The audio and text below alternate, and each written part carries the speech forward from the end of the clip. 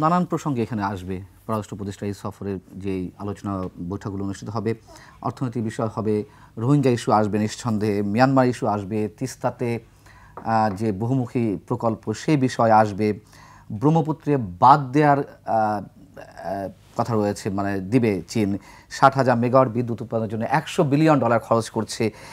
নানান ইস্যু এখানে আসবে এবং স্বাস্থ্য সহযোগিতা বিষয়ক নানান ইস্যু আসবে। যেমন সেখানে কুনমিংয়ে 3টি হসপিটাল নির্ধারণ করা হয়েছে যাতে সেই হসপিটালগুলোতে কম খরচে স্বাস্থ্যসেবা বাংলাদেশের মানুষ পেতে পারে, দিল্লির উপরে যেই নির্ভরশীলতা সেটা কমানোর জন্য। সব মিলিয়ে বাংলাদেশ আসলে কি অ্যাচিভ করতে পারবে, মানে আমাদের পারসেপশন থেকে আমরা আলোচনা করতে চাচ্ছি। জি, আমি মনে করি খুবই গুরুত্বপূর্ণ প্রশ্ন। এটা গুরুত্বপূর্ণ প্রশ্ন এই কারণে যে আসলে এই যে সফরটি আপনি আমার আগের বক্তার কাছে তাৎপর্য জানতে চাইছিলেন, আমি মনে করি এটি খুবই তাৎপর্যপূর্ণ। এবং আমি একটু বিনয়ের সাথে আমার পূর্ববর্তী বক্তা, উনি একজন সিজন এবং ক্যারিয়ার ডিপ্লোম্যাট, তার সাথে একটু আমি দ্বিমত পোষণ করতে চাই। আমি মনে করি প্রথমে যে এই চীনকে বেছে নেওয়া হলো, এটা এখানে একটা মেসেজ আছে। উনি ওনার দিক থেকে বলেছেন, ওনার অভিজ্ঞতা থেকে বলেছেন, বহু বছরের বহু দশকের তার উনি ক্যারিয়ার ডিপ্লোম্যাট, সেই হিসেবে কাজ করেছেন। আমি একাডেমিক হিসেবে মনে করি যে এই যে পরিবর্তিত পরিস্থিতিতে এটি আমাদের জন্য একটা বড় সুযোগ তৈরি করে দিয়েছিল। এই যেটাকে আমরা ফরেন পলিসি অটোনমি বলি, বা এই যে আমাদের এক নতুন পাওয়া স্বাধীনতা যদি বলেন আপনি, এটি তো সেটি আমরা এক্সারসাইজ করছি। দেখেন এই যে চীনের, আমি আপনার প্রশ্নের উত্তরে আসছি, তার আগে শুধু একটু বলে নিই যে ওনার এই সফরটাকে দেখা হচ্ছে এভাবে, আপনি যদি দেখেন সব জায়গায় বলা হচ্ছে যে এটি আমাদের সহযোগিতার একটি নতুন অধ্যায় উন্মোচন করবে। কিন্তু এটি কেন বলা হচ্ছে? এটি কি শুধু এই কারণে বলা হচ্ছে যে পরিবর্তিত পরিস্থিতিতে এটি ঘটছে এই সফরটি, তাই সহযোগিতার নতুন অধ্যায়? এই প্রশ্নটি আসে এই কারণে যে চীনের সাথে আমাদের সম্পর্ক কিন্তু খুব নতুন নয়। চীনের সাথে সম্পর্কে আপনি জানেন, এবছর আমরা আমাদের দ্বিপাক্ষিক সম্পর্কের, কূটনৈতিক সম্পর্কের 50 বছর পূর্তি উদযাপন করতে যাচ্ছি। তো এই 50 বছরের ইতিহাসটার একটু পর্যালোচনার দাবি রাখে। আমি মনে করি আপনার যে প্রশ্ন আপনি করেছেন সেটা বোঝার জন্য, এবং এই যে সফর থেকে আমরা কি অ্যাচিভ করতে পারি আপনি জানতে চেয়েছেন, ওই অ্যাচিভমেন্টের প্রশ্ন করলে পরে যে কি আমরা পাওয়ার সম্ভাবনা আছে সেটা আমরা বুঝতে পারবো যদি আমরা এই আমাদের সম্পর্কে স্বরূপটি বুঝি। আমাদের এই 50 বছরের সম্পর্কে দুটো প্রধান বৈশিষ্ট্য আমি দেখি।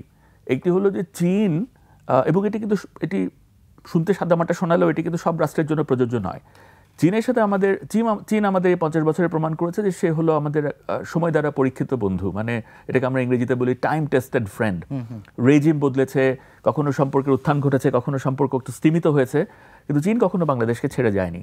চীন বাংলাদেশের গুরুত্ব বুঝেছে এবং সেই গুরুত্ব সময়ের সাথে সাথে বদলেছে। বিকজ আপনি জানেন যে পৃথিবীতে যে বিশ্ব ব্যবস্থা যেটাকে আমরা বলি ইন্টারন্যাশনাল অর্ডার, সেখানে পরিবর্তন এসছে। ইন্টারন্যাশনাল সিস্টেম যেটাকে বলি বা রাজনীতি বলি, সেখানে পরিবর্তন এসছে। এখন ভূ রাজনীতি আবার ফিরে এসছে 200 বছর পর মনে হচ্ছে, বা 100 বছর পর, যেখানে আমরা যা কিছু ঘটছে পৃথিবীতে বিশ্বব্যাপী এই সব ঘটনাকে আমরা ভূ রাজনৈতিক প্রিজম দিয়ে দেখলে পরে আমরা এখন ভালোভাবে ব্যাখ্যা করতে পারি। কালার এক্সপার্ট, জর্জ স্যাপ এবং মাইল্ড অন হ্যান্ডস টেকনোলজি সমৃদ্ধ অরিক্স ক্রিস্টাল ওয়াশ আপনার লন্ড্রি এক্সপার্ট। এই পরিবর্তিত পরিস্থিতিগুলোর সাথে চীন অ্যাডজাস্ট করেছে, কিন্তু চীন has always been a time tested friend. এটি হলো একটি বৈশিষ্ট্য আমি মনে করি। আরেকটি বৈশিষ্ট্য খুবই গুরুত্বপূর্ণ, সেটি হলো চীন এমন একটা আমাদের বন্ধু রাষ্ট্র বলেন বা রাষ্ট্র বলেন, আমাদের সাথে কূটনৈতিক সম্পর্ক রয়েছে, এরকম একটি রাষ্ট্র যেখান থেকে আমাদের আসলে পাবার অনেক কিছু আছে। আমাদের দ্বিপাক্ষিক সম্পর্কের সম্ভাবনা হলো অমিত। এটি আবেগতাড়িত কথা নয়, এটি যে কোনো অর্থনীতিবিদ বা যে কোনো রাজনৈতিক বিশ্লেষক বা পররাষ্ট্রনীতি আমাদের তারা বলতে পারবেন যে আসলে সম্ভাবনাগুলো কোথায়। কিন্তু এই সম্ভাবনা নানান কারণে এটাকে আমরা আসলে এটা আমরা অর্জন করতে পারিনি সম্ভাবনাগুলো। তো এখন একটি সুযোগ এসছে। আপনি কতগুলো সেক্টরের কথা বললেন যে এগুলো আলোচনা হবে এখানে। আপনি বলছেন যে এখানে যে আমরা যা শুনেছি যে বাণিজ্য নিয়ে কথা হবে, কিভাবে ট্যারিফ বা আমাদের ইন্টারেস্ট রেট কমানো যায়, যে ঋণ তারা দিয়েছে সেটি। চীন আমাদের ইতিমধ্যে একটি বড় ডেভেলপমেন্ট পার্টনার বা উন্নয়ন সহযোগী আমরা যা বলি। আপনি স্বাস্থ্যের কথা বলেছেন, শিক্ষার কথা বলেছেন, আরও অন্যান্য অনেক সেক্টর আছে যেগুলো নিয়ে আলোচনা হতে পারে। এবার হবে কিনা আমি জানি না। যেমন আপনি জানতে চেয়েছেন কি অ্যাচিভ করতে পারি, সেই কারণে আমি বলছি। যেমন ধরেন এখন আলোচনায় একটি বিষয় উঠে এসছে, সেটি হচ্ছে যে যেটাকে আমরা এই যে টেকনিক্যাল নো হাউ বা যেটাকে টেকনোলজি ট্রান্সফার বলি। চীন এমন একটি জায়গায় এসছে যেখানে চীন এখন অনেক কিছু তার টেকনোলজি ট্রান্সফার করতে চায়, যেখানে চীনের যে কর্মক্ষম বা টেকনিক্যালি স্কিলড ম্যান পাওয়ার বা পিপল পাওয়ার, তার যে পুল, সেটিকে তারা আরও উন্নততর বা উচ্চতর